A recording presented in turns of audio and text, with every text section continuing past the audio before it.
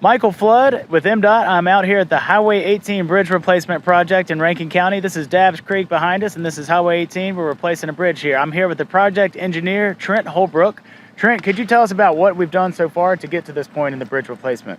Sure. So currently, we've driven the piles and we've done the caps on the west side of the bridge. So as you can see behind me, the contractor's preparing to drive the piles on the opposite side.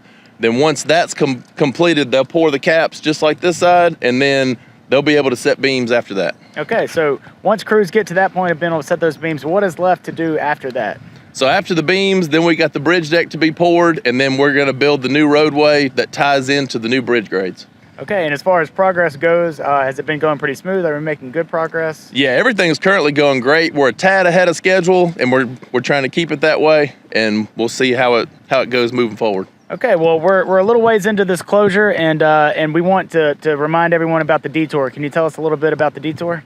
Yeah, so if you're coming from Puckett, you're gonna take 43 north to I-20 west, and if you're coming from Brandon, you'll do the reverse of that. And no truck traffic is allowed through No here. truck traffic, that's right. Okay, you heard it from Trent.